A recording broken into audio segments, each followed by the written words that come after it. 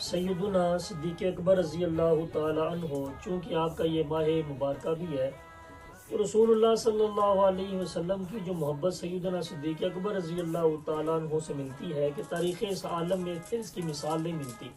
سیدنا صدیق اکبر رضی اللہ تعالیٰ عنہ کی وہ شان ہے کہ رسول اللہ صلی اللہ علیہ وسلم فرمایا کرتے تھے کہ جتنا صدیق کے مال نے مجھے فائدہ دیا پھر کسی کے مال نے اتنا فائدہ کوئی نہیں دیا۔ رسول اللہ صلی اللہ علیہ وسلم یہ ارشاد فرمایا کرتے تھے، آپ فرمایا کرتے تھے کہ میرے پاس جتنے مال آتے ہیں میں ساروں کو بڑی احتیاط کے ساتھ خرچ کرتا ہوں، واحد صدیق اکبر کا مال ہے میں جسے بغیر احتیاط کے خرچ کرتا ہوں، اپنا مال سمجھ کے خرچ کرتا ہوں کہ یہ میرا مال ہے۔ سیدنا صدیق اکبر رضی اللہ تعالیٰ عنہ کی مثال ہی اسلام میں کوئی نہیں ملتی۔ حضرت انس رضی اللہ تعالیٰ عنہ، پیر محمد کرم شاہ رضی رحمۃ اللہ علیہ نے اس تفسیر ضیاء القرآن میں اس بات کو نقل فرمایا کہ حضرت انس رضی اللہ تعالیٰ عنہ روایت بیان کرتے ہیں کہ رسول اللہ صلی اللہ علیہ وسلم نے ارشاد فرمایا، چونکہ صحابہ پاس بیٹھے رہتے تھے، رسول اللہ صلی اللہ علیہ وسلم کی بارگاہ میں ہر وقت موجود رہتے تھے، تو رسول اللہ صلی اللہ علیہ وسلم نے ارشاد فرمایا کہ وقفے وقفے سے ملا کرو، ہر وقت میرے پاس نہ بیٹھا کرو بلکہ وقفے وقفے سے ملا کرو، اس سے محبت بڑھتی ہے۔ تو ظہر کا وقت آیا، سیدنا صدیق اکبر رضی اللہ تعالیٰ عنہ مسجد میں نماز پڑھنے کے لیے تشریف فرما ہوئے تو نماز پڑھی چلے گئے۔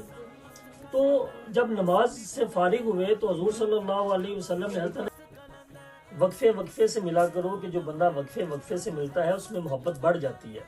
ظہر کا وقت آیا، سیدنا صدیق اکبر رضی اللہ تعالیٰ عنہ مسجد میں تشریف فرما ہوئے نماز پڑھی چلے گئے۔ حضور صلی اللہ علیہ وسلم نے حضرت انس سے پوچھا، انس ابو بکر نہیں آئے تھے؟ فرمایا یا رسول اللہ ابو بکر تو آئے تھے، وہ تو چلے گئے۔ پھر عصر کا وقت آیا، سیدنا صدیق اکبر رضی اللہ تعالیٰ عنہ نے نماز ادا کی، گھر چلے گئے۔ حضور نے پیچھے پوچھا، انس ابو بکر نہیں آئے تھے؟ فرمایا یا رسول اللہ آئے تھے لیکن وہ چلے گئے جلدی۔ مغرب کا وقت ہوا، مغرب کی نماز ہوئی، سیدنا صدیق اکبر رضی اللہ تعالیٰ عنہ پھر چلے گئے۔ تو حضور نے پھر پوچھا، انس ابو بکر تو نہیں تھے آئے؟ تو کیا حضور کو پتہ نہیں تھا کہ ابو بکر پہلی صف میں نماز پڑھتے ہیں؟ کیا حضور صلی اللہ علیہ وسلم کو علم نہیں ہوا ہوگا ایک مسجد میں کہ آپ تشریف فرما ہوئے کہ نہیں ہوئے؟ پھر پوچھنے کا مقصد کیا تھا؟ عشاء کا وقت آیا، سیدنا صدیق اکبر رضی اللہ تعالیٰ عنہ نے عشاء کی نماز پڑھی، فوراً چلے گئے۔ حضور نے پھر پوچھا، انس ابو بکر تو نہیں آئے؟ فرمایا، حضرت انس فرماتے ہیں میں بھاگا بھاگا سیدنا صدیق اکبر کی بارگاہ میں گیا، میں نے فرمایا کیا کرتے ہیں آپ حضور کی بارگاہ میں 4 دفعہ حضور نے آپ کا آج پوچھا۔ کہ جب سیدنا صدیق اکبر بھاگے بھاگے آئے تو حضور نے فرمایا، انا ابو بکر کیا بات ہے آج میرے پاس بیٹھی نہیں ہو؟ کیا بات ہے مجھ سے کوئی بات ہی نہیں کی، کیا ہو گیا ہے؟ تو سیدنا صدیق اکبر رضی اللہ تعالیٰ عنہ فرمانے لگے، یا رسول اللہ دل میرا بھی نہیں کرتا تھا، لیکن جو میں نے آپ کا فرمان سنا کہ وقفے وقفے سے ملا کرو تو میں تو آپ کے حکم کی پاسداری کر رہا تھا۔ حضور نے فرمایا، ابو بکر میں نے کہا تو تھا پر میں نے تجھے تھوڑا کہا تھا، میں نے تجھے تو نہیں تھا نہ کہا کہ تو جایا کر، تو میرے پاس ہی بیٹھا کر، تو میرے پاس ہی رہا کر، کہ تیرے پاس رہنے سے مجھے سکون ملتا ہے۔